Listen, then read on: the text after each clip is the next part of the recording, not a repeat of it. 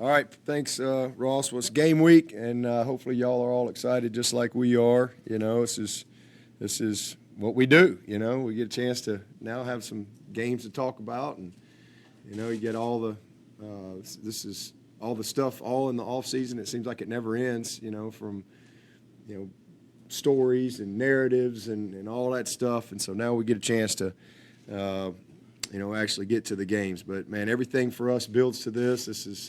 This is what it's all about. I mean, we've been going since January, so this is just kind of the next step for us in our journey of 2022, and it's finally here, and we're ready to kick it off. I cannot wait to see us play. I want to see us compete against somebody else. We've competed, we had 3 weeks of camp. That's the longest camp we've had in quite a while, several years now. You know, our camp has been a couple weeks, but school's starting a week later.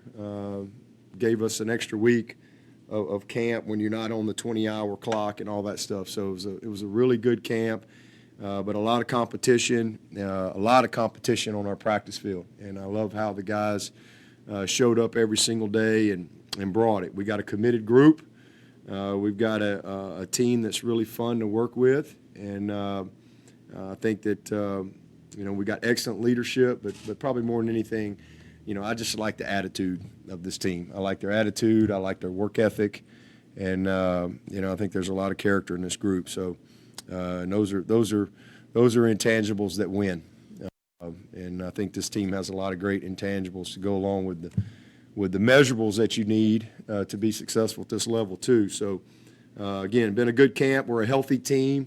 Man, that's been a blessing for us, and we're in a much better spot than we were this time last year, and hopefully that can be a trend for us this year.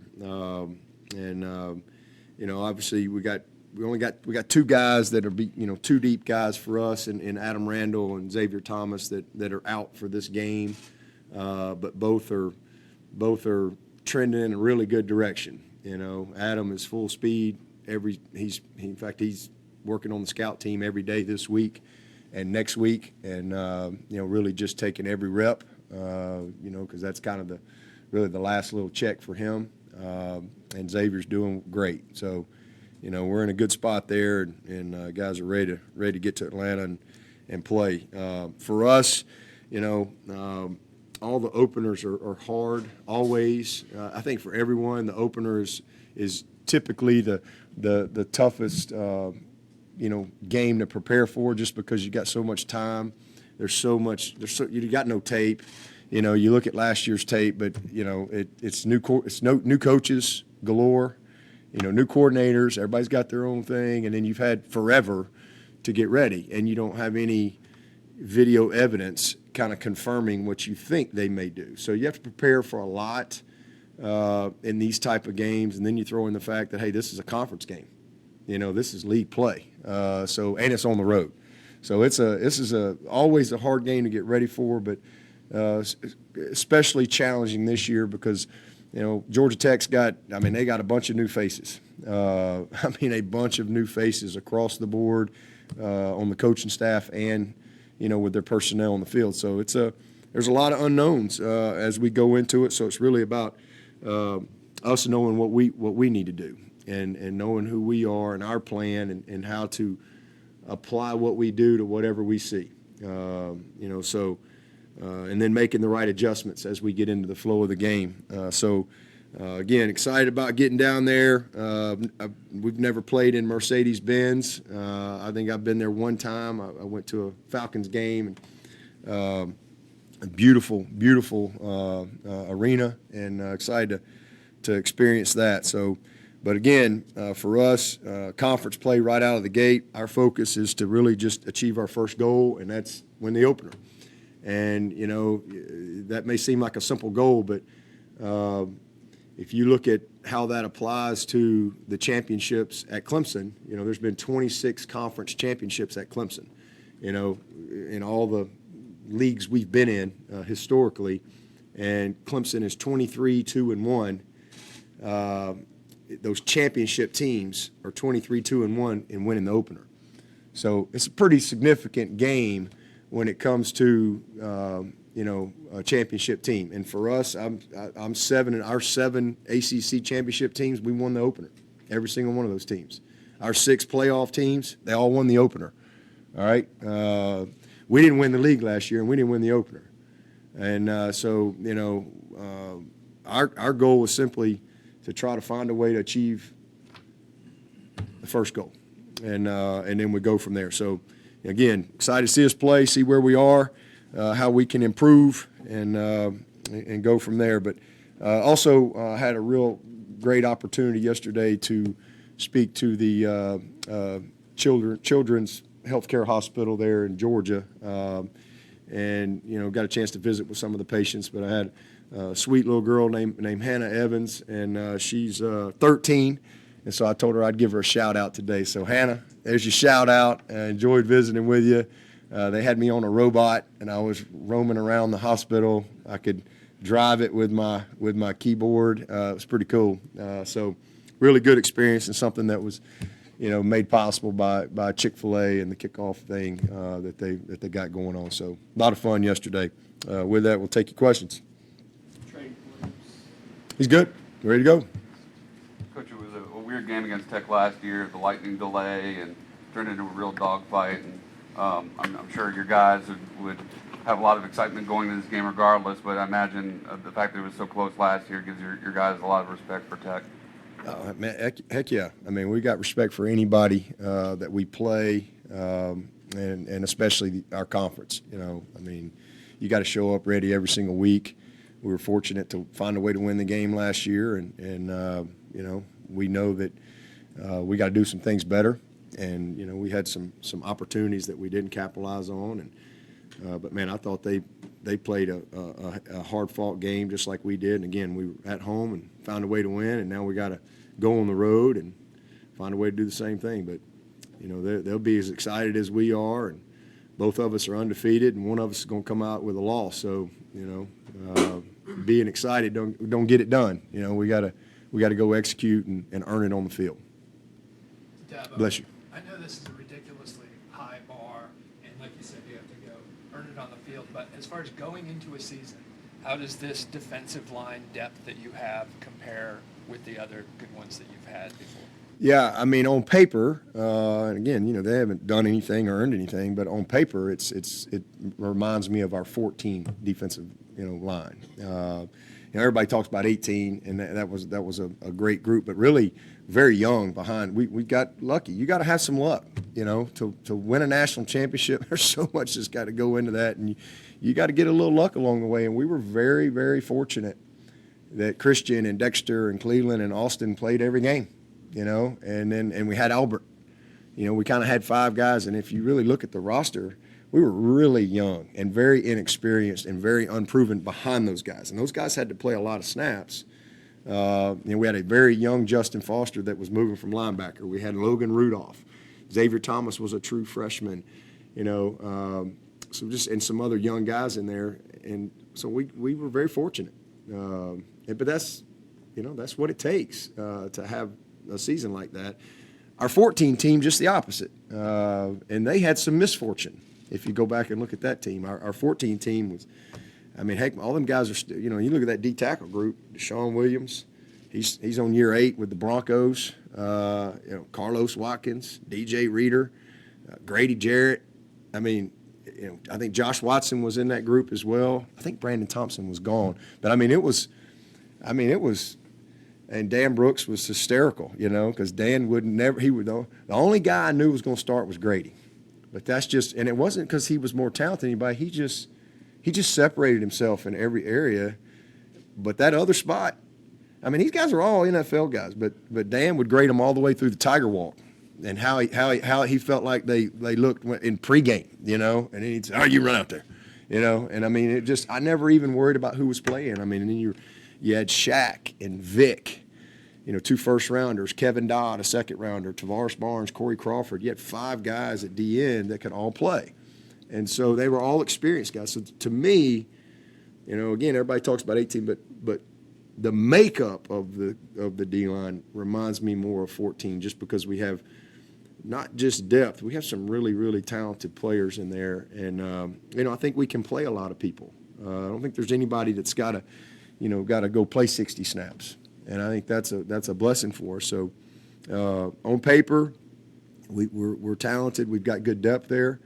We're going to get X back here soon. But they got to go do it. I can't compare them. I mean, that group that defense in 14 led the nation in every statistical category. I think every one. There might have been one they didn't, and they were second. So they were. I still have a picture of that defense in my office. I mean, that was a really special group. And I can't mention this group in the same breath because they ain't done anything. But again, you don't play it on paper, but it's a talented group that has the opportunity to hopefully do something special this year if we can stay together. And then 14, offensively, Deshaun got hurt, and we had a couple challenges there, but that team finished well, and I thought built a good foundation. What's your running back group, and the game circumstances will dictate it, but is the goal to maybe give the three guys in the depth chart kind of balance it out and give them equal carries? How's that rotation going to work? What's I don't think we're going into a game with, okay, hey, this guy gets 10 carries and this guy gets 10 carries and this guy I think you got to just pay attention to the game and the flow of the game, and you got to have instincts, and some guys are hot. Somebody gets hot every now and then, and you got to see that. But the goal is definitely to lean on all those guys, and they're all going to play in every situation. There's not a single situation that I don't trust, Kobe and Maffa and Shipley in. They all do similar things, but yet they all are different and unique in their own way. And so trust them. They're all going to have big moments for us. They just got to go play, and we'll do a good job of. And then sometimes the game dictates things, as far as rhythm and possessions, and how long is the drive. Maybe you score in 3 plays. So all those plans kind of go out the window. Maybe you got a 15-play drive, 10-play drive. So we'll use them, and really fortunate to have. Those 3 guys. They've had a great camp, and they're excited about it. And the best thing is they're very selfless, and they really support each other. They want each other to be very successful, and they're a close group. Shipley and Maffa are roommates. It's a really tight-knit group, and they understand that they're gonna be stronger together. Coach, Mitch Hyatt was the first true freshman to start for you on the offensive line as a true freshman. What has Blake Miller done in August to really earn your trust? Same thing Mitch did, except he's bigger, stronger, longer, but similar demeanor. As Mitch. I mean, he's just.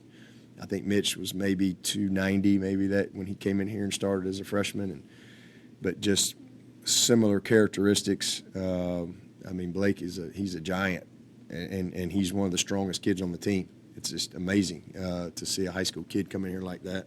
It's just rare. And then, obviously came in January, so his ability to have the opportunity to go through some installation and really, physically he was ready, which is rare for a lineman or really any position. But mentally, just took to it, like a fish to water. And that's the way Mitch was. That's why he is where he is. He's earned it.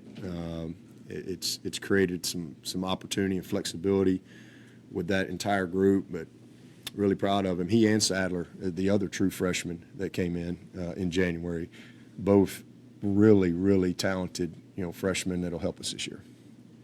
You get ready to get on the bus Monday. What's going to be one thing that you're like, you haven't seen your team play since last December? What's one position group or one thing that you're like, I can't wait to see this and see how it turns out? Offensive line. We'll see them play. We'll see them. It's just been a great group, man. It's been a great offseason. I mean, you look at Putnam. Being able to move him in the spring was awesome. He's healthy. He's 314 pounds. He's just transformed himself. Walker Parks this time last year, getting ready to get his first start. And this guy is a really good football player. That's unbelievably committed and passionate. just he's in a different place. Marcus Tate, this time last year, true freshman, really wasn't ready to start, but it's just kind of where we were. And, I'm excited. J Mack is J Mack. I mean, we've got one senior, and he is really a special guy. And, those two juniors in there, are doing a great job for us in Putnam and Park. So just like the makeup of the group and excited about it. And then the depth that we have, I mean, we've got, I think, 8 or 9 guys that I wouldn't have a problem putting in the game at any point. And so I'm excited about where we are, but really just see them go do it. They got to go do it. And I've seen them compete on this. It's hard to come to practice every day at Clemson. If you're an offensive lineman, you better show up ready with the bunch you're practicing against. So it's been a lot of fun to watch them kind of go through that since last spring. And so just ready to go see them play somebody else. You mentioned that Dietrich is a guy that could have possibly started for you guys last year. He's not listed too deep. Just where is he in his development? Oh, no, I wouldn't worry about all that. He's right there. That's more of a reflection of what Brian Tucker's done. Brian Tucker is right there as far as being a starter for us. Mitchell Mays. I mean, we got that little redshirt sophomore group that have all taken a big step. Trent Howard, Linthicum, redshirt freshman, John Williams, finally getting him back. So it's just, he's just got to compete. He's physically getting close as far as where he needs to be. In fact, we were just talking about him last night, watching him run and practice. He's going to be special, but mentally just, getting everything where he needs to be so he can really play fast like we need him to. So he missed all last year. And not only did he missed all last year, and he was, here he was coming. I mean, we really felt like he had a chance to be a starter for us. And then all of a sudden, boom, you're shut down. And not only are you not playing and developing the way you need to, now you're coming off an ACL. And you're a big man, and you missed the spring, so he's still just coming, but he's progressing great and got a bright future. Does this group of corners have the potential to be the best group you've had? I don't know. I mean, we'll see. We got talented guys for sure, but we've had a bunch of good ones come through here. We'll see how they do, but I think we got good players, and I think we've evaluated well, and it's good to see Fred, have the type of fall camp that he is capable. He's really, just last year he really wasn't very healthy the whole time, and he's been through a lot. But I just like where he is. Nate is just super talented, but still putting it all together. True, really young player still, and he hadn't really played a lot under the lights yet. Sheridan is just solid and steady, and this guy's a 4th-year veteran. He's been through the battles. He's in a great spot physically, and he's confident. Same thing with Malcolm. He's healthy. So I just think we've got a really good group there, and those two young guys, Toriano and Lucas, man, they're what you're looking for. But they ain't taking a snap. So it's a good group. We got good guys there, but we gotta go do it. At the beginning of spring, you had said you were interested in maybe adding an offensive lineman through the portal. Obviously, that hasn't happened. Was that a matter of you just didn't find the right guy, or have you seen so much from that group over the last 6 months that you no longer saw the value in needing to do that? Both of those combination. Coming out of spring, we were really encouraged and excited about the guys that we have on the roster that we've recruited, that are developing. But we felt like we with Trotter out, that veteran guy, we felt like if we could find the right fit, a veteran, a graduate, a multi-year starter, somebody like that, then we would certainly consider that. And we did. We actually, there was 2 kids that we offered that we really liked, but we just didn't get them.